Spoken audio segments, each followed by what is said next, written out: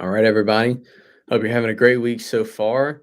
We are on Unit 13, Session 3, and we are studying Elijah's successor, which would be um, a name that will probably confuse many of us, as his name is Elisha. So we go from Elijah to Elisha. Um, and this is found in Second Kings chapter 2. And really dramatic story here.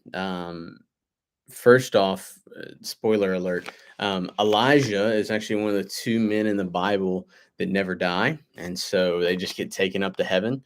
Um, Enoch was the other one in the book of Genesis, and Elijah here in Second Kings. And so I think to understand this story, we've got to understand a couple things. One, to be God's prophet was to be God's mouthpiece to His people. This wasn't like just like a local pastor or something. This was God's man for this time in Israel's history, and so it was no light task to be Elijah or Elisha, and it came at a great cost.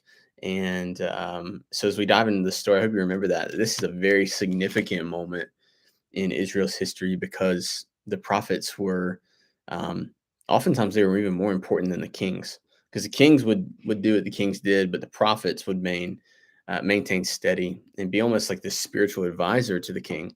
Um, and they were certainly not afraid to disagree when the king did something wrong. So, Second Kings chapter 2, verses 1 through 6, you see that Elisha is faithful to the call. Elisha is faithful to the call. Basically, that chapter begins by saying it was time for Elijah to be taken up into heaven by a whirlwind, and and it was time for a new man to rise up, and very similarly to what the disciples would have to do when Jesus called them to follow him. What this meant for Elisha, if he was to follow after Elijah, it would mean leaving his financial well-being, leaving his family, leaving everything he ever knew to go follow after God. And so this was not just some easy task. It wasn't like, hey, this is a free trial. If you don't like it, you don't have to do it. No, this is if you're going to replace Elijah, like you've got to be a man after God's own heart, and this is not going to be some simple task. Um, Second Kings chapter 2, verse 7 through 12, we see that Elisha has been equipped with the power for the call. He's been equipped with the power for the call. Um, I think this section is important because it really just talks about how this is not something that Elisha could do in and of himself. It was something that if he was going to take over this office, like he had to have the power to do so. And the spirit that was upon Elijah, that God placed upon him, would soon be placed upon Elisha. And and that's very important for us to know too, that this was not Elijah's power. This was nothing that was magical about him. He was just a faithful man of God in the same way that Elisha was called to be a faithful man of God. And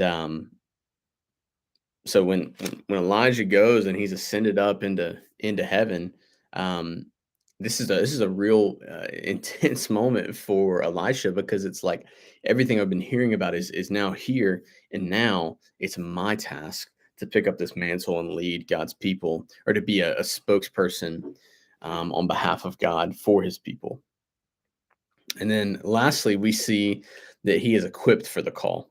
So Elisha is equipped for the call. Very, very quickly after Elijah is taken up into heaven, Elisha uh, is standing there, and he strikes down the river where he stands, and the waters part, which is a very common miracle. A lot of us think that just happens uh, in the story of the Exodus, but it happened as the children of Israel were crossing over the Jordan River, and it happened here in Second Kings chapter 2. And so this was actually um, a symbol of God's faithfulness. It wasn't just any miracle that was done. It was like, hey, in the same way that I parted the seas to deliver God's people over away from the Egyptians. This is a demonstration of my power, and that you're going to be equipped for what you need to do. And so I really like to think about this and contextualizing it in what it means to serve God. And I think that all these things are necessary. It requires some faithfulness on our sense, right? To follow, right? Like God gives us that invitation, and it's on us then to say, am I going to follow or not? But in that process, if he's called us to serve, which he's called us all to serve, but he gives us the power that we need, right? You see at the end that the people saw Elisha's power and they bowed down before him. Well, they weren't bowing down of saying like, Elisha, this is all about Elisha, but they knew that it was God's spirit that was upon him. And so it's important to note that it wasn't anything about Elisha. It was the spirit that rested upon him, the spirit of the Lord. That's why you look in the New Testament, and when you see phrases like the spirit of Elijah is upon him in talking about the Messiah, talking about Jesus, it's this reference back in the same way that God's spirit was on Elijah and now on Elisha, right? God's spirit was upon Jesus. To do his work. And so anytime we're serving and following God, we got to remember that he's equipped us. He's given us the power to do that. And it does require us to be faithful. It requires us to be bold and attempt great things for him. And so I hope that helps you. I hope this is a message where you can really inspire students, not necessarily we're not like necessarily prophets of God, but we are messengers, right? We are to carry his message of the gospel around the world. And so I hope students, as they hear this, are inspired just to follow after God and do incredible things for him. So thanks, guys. Have a great week.